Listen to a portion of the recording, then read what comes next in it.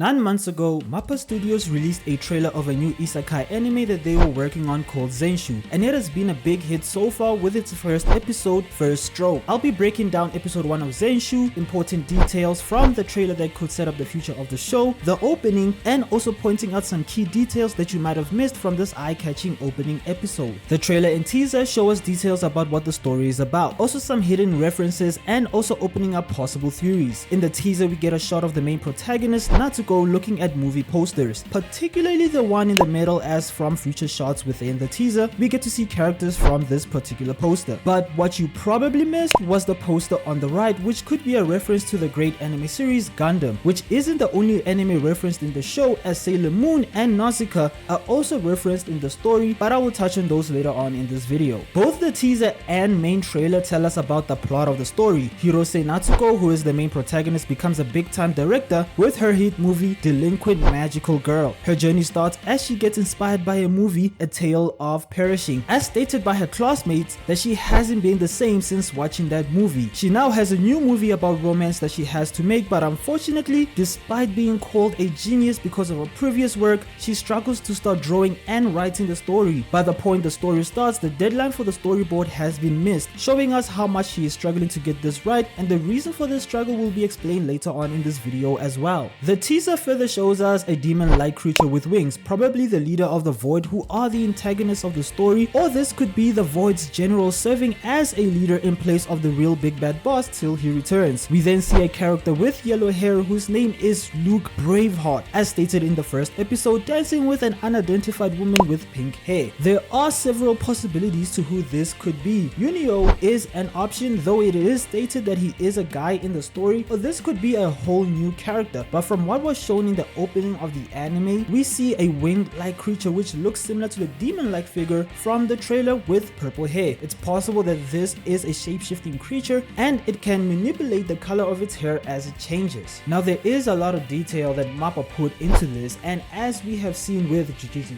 Kaisen, Chainsaw Man, and Attack on Titan, MAPPA do take their work very seriously, and we can see this with the team that they have put together for this project. The director being Mitsue Yamazaki, who directed 4 episodes in Attack on Titan, Rie Kugumiya, who voices Yunio and was previously the voice actor for Alphonse Elric from Full Metal Alchemist Brotherhood, Hisako Kyoda as Boabeb and previously Master Genkai from Yu Yu Hakusho, and also Kotono Mitsuishi, who previously voiced Katuragi in Neon Genesis. But her role is actually deeper than what you can see, as MAPPA intentionally picked her out for a part in this episode. The episode starts off with Natsuko giving us a summary of how she got into this position from being an animator to a director by making a big hit movie called Delinquent Magical Girl, which is the Sailor Moon reference I mentioned earlier on, as you can see the character designs. That is not the only link to this reference, but also through the voice actor Kotono Mitsuishi, who is the voice actor for the Delinquent Magical Girl, but also the voice actor for Sailor Moon in the Pretty Guardian Sailor Moon Cosmos movie released back in 2023. There is a lot of pressure and expectation from the fans and co-workers for Natsuko to produce another hit with ease, but unfortunately for her, she is unable to start one page due to the fact that she believes she doesn't understand the concept of love, which influences how she writes and draws the rom-com film she is working on. We see one of her colleagues bringing in some expired clam food, which plays a big role in the story as it sets up some foreshadowing. We also get to see parts of her personality in these opening scenes, as she is shown to be a perfectionist, somewhat of a control freak, as she believes she can do all the work herself, disregarding the talent of her co-workers. But we also see her determination to get things done, as she hasn't cut her hair and won't until she is done with this project. We then see Natsuko taking a break and scrolling through her phone, and she sees some positive comments which further put pressure on her, but what catches the eye is the breaking news of Tsuruyama's death, who directed the film that inspired her to be a director, A Tale of Perishing. Her death is said to be caused by food poisoning, which sets up something terrible for Natsuko, as a few moments ago they received some expired food, which foreshadows what is to come for her as she suffers from the same fate, having a stroke from what it looks like moments later while eating the clam food. This is also a play on words on the first episode title, First Stroke, as it doesn't only mean Natsuko struggles to draw her first page of the story, but also suffers from her first stroke. Moments before this, we see her appreciating A Tale of Perishing and also questioning why she keeps watching it so much despite the movie not doing well and getting good reviews. This sets up the future of the the story, as Natsuko will learn that love isn't just about intimacy but also about interests. This means Natsuko does understand love, but she isn't aware of it yet. Another play on words is also shown as Natsuko gets sucked into the world of A Tale of Perishing, which is a standard procedure if you have watched isekai. When she is in there, it is no longer the story Zenshu that we are following, but a story of those dying, like the director and Natsuko. Also, many more characters will be perishing in the story. She meets members of the 9 soldiers, Luke Braveheart, Yunio, QJ, and Memorin, who save her from the void before she heads to the kingdom called the Last Town. She realizes this isn't a dream and she is truly in the world of the movie. She has watched the movie so many times that she knows how every event will play out as we see her reciting the words of the characters. She tries to warn the 9 soldiers about what is to come as she fears for the Last Town due to what actually happens in the movie, but also showing concern for Yunio, as in the story this is where he dies, adding to the list of those who keep perishing at the hands of the void. An important thing to note here is that it is also stated that QJ is always asleep during critical moments. This could potentially set up a betrayal arc as the story progresses. We see the soldiers battle an army of the void, with Natsuko showing concern as she knows what is about to happen. Yunio dying to protect Luke, and also Luke suffering from depression as this happens. Luke Braveheart could be inspired by William Wallace from the movie Braveheart, whose wife was killed by King Edward. Natsuko then has to deal with internal conflict of whether she can change their fate or whether to allow things to stay the same. This is a theme that is important to the story, as Natsuko will have to either change how she's always done things her way and by herself, or to accept help and learn to work with others. Her peg bar encourages her to draw and save the characters from a terrible fate, and she goes on to draw a giant warrior that wipes out the whole army. This warrior is a reference to the movie Nausicaa, as we see similarities with the mouth design. And according to Screen Rant, there is more to this than meets the eye, as the giant warrior scene from Nausicaa of the Valley of the Wind, for all its visual splendor, is a scene of pure hopelessness, whereas in Zenshu it turns this dark moment into a hopeful one. Everyone is saved and Natsuko changed the fate of the story, but there are some questions that need to be asked, theories to make, and things to expect going forward. A major question that needs to be asked is whether there are any consequences to changing the story and the fate of the characters. My theory is that Natsuko will realize that changing destiny has significant consequences, and instead of Yunio dying, we will see Luke die as the story continues. The opening of the story does show us Luke disappearing as Natsuko reaches out, so this could be some foreshadowing. So what is the deal with QJ and falling asleep? A bit suspicious that he only sleeps during critical moments. Is he working with the void, or can he be controlled by the void to some extent to delay the heroes? Only time will tell, but this could just be a plot device used to make things a bit more difficult for our heroes. And where are the rest of the 9 soldiers that are meant to protect the kingdoms from the void? It is likely that they have already died by the time the story starts, as this is a tale of perishing, so we could find out about their terrible fates. Another theory is that they are out there protecting other kingdoms, but this is less likely, as the kingdom we are introduced to is called the Last Town, indicating that this might be the last kingdom to stand against the void and the rest have been destroyed. And if that is the case, what is the true name of the Last Town? Was it always called the Last Town, or was it given that name once it became the last standing kingdom? One of my major theories is that the peg bar is actually director Tsuruyama. Yes, the famous director of this tale that Natsuko got drawn into.